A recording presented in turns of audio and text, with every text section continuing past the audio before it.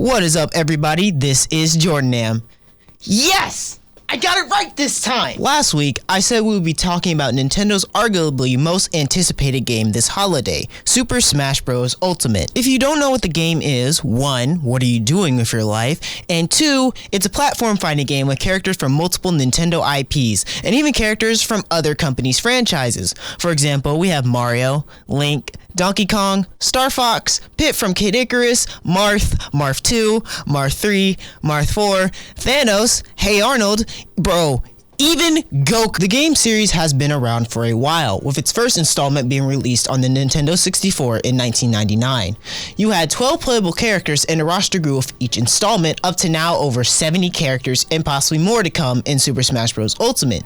This roster is insane, with everyone from past installments coming back along with newcomers Simon and Richter Belmont from the Castlevania series, Dark Samus, Chrom, the Inklings from Splatoon, Ridley, King K. Rool, and Peter Parker's Ashes. Many people were skeptical when the game was announced back in March, claiming it was a port from the Wii U version. I could see why people would think that, seeing as Nintendo re-released Mario Kart 8 Pokken Tournament and Hyrule Warriors as DX editions. If you don't know what DX is, they are deluxe editions. So basically, they're the same game, but they have added features to it, like how Mario Kart 8 Deluxe has a improved battle mode. They added Inklings to the game, and they added more stages to it. With Pokken Tournament, they added more Pokemon to fight with and more support Pokemon. And with Hyrule Warriors, of course, they upgraded the graphics, they upgraded the gameplay, they have online multiplayer and things like that.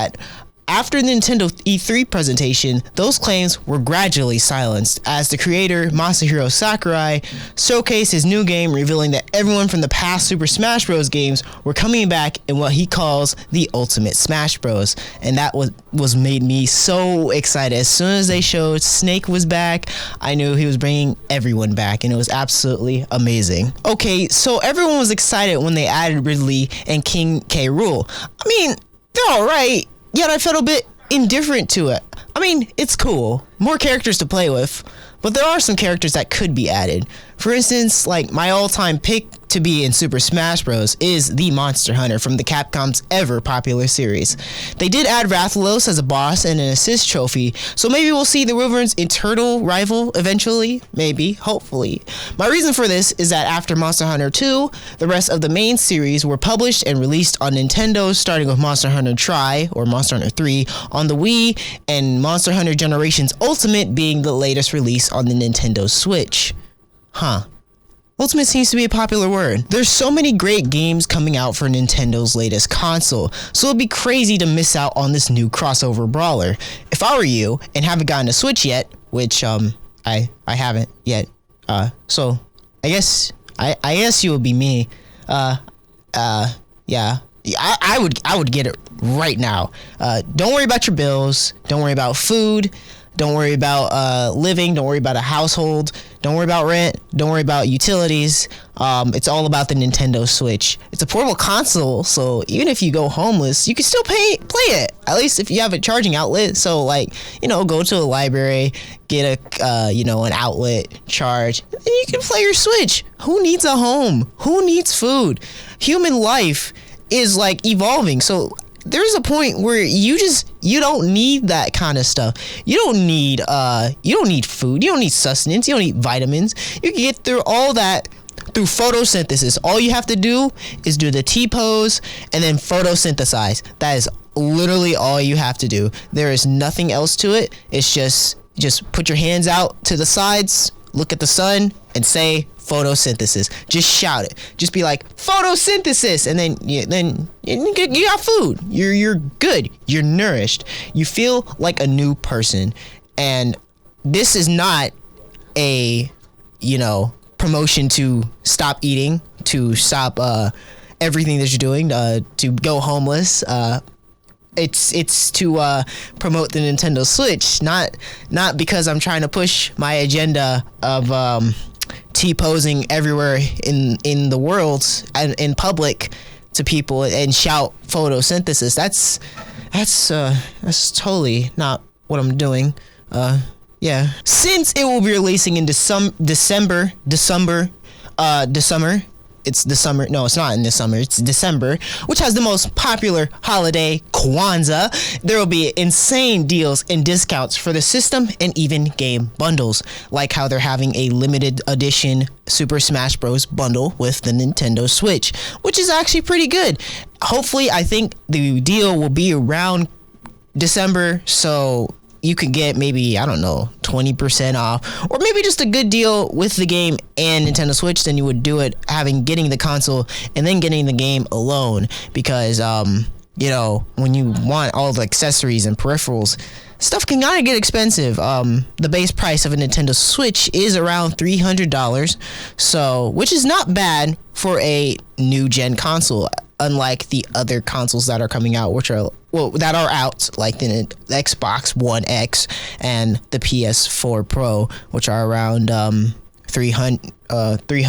to $500, while Nintendo's base price is $300, which will most likely go down during December because, you know, holidays, and holidays is when you make all the cash. That's when your fiscal achievements go all the way up. That's when people want to run over each other and get everything so they can appease to their families, friends. Anyways, thank you all for listening in. This was a more organized recording, seeing as it was a short thingamajiggy about a certain game. I hope you all enjoyed it nonetheless. Next week, we will be yawns. Oh, that messed me up so bad. Oh no. Because I'm talking about a certain game, like how I did with Hearthstone and Fortnite, even though I was with somebody who I talk with a little, just a little. But I had to actually have a script for it, so now I'm all messed up because of that terrible yawn that I had while I was talking. Like I felt like my chest was going to explode. Now I'm worried about if my chest if it's going to be like Aliens, where there's an alien just going to pop out of my center core. But yeah, anyways, I hope you all enjoyed it nonetheless. Next week we'll be talking about a game that I surprisingly got too involved with, which is called Politics and War. Yes, by the name, it does sound boring already, but it's actually interesting when you get into the nitty gritty of it. When I get into the nitty gritty of it, because there's a lot of actual stuff that goes towards it, because think of it like an MMO, except you are a leader of your own nation. You got to work with other people. It's competitive. It's very competitive. I'm gonna have to talk about the competition, in the next episode, because stuff gets crazy, and I mean real crazy. Like, I mean, there's drama almost every month. It's kind of annoying. Every month, and surprisingly, we barely get into any of me and myself and I, along with other people. So it's not just me, myself, and I. It would be kind of other people as well. That actually didn't make sense. But my alliance, I'm going to talk about alliances, but my alliance barely gets involved with anything. We got involved something this month, and I'm going to talk about that in the next one. With that said, I will see you all next week. Sayonara.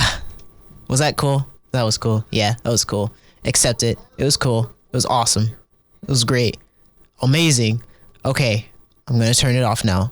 Bye. I love you. I love you so much.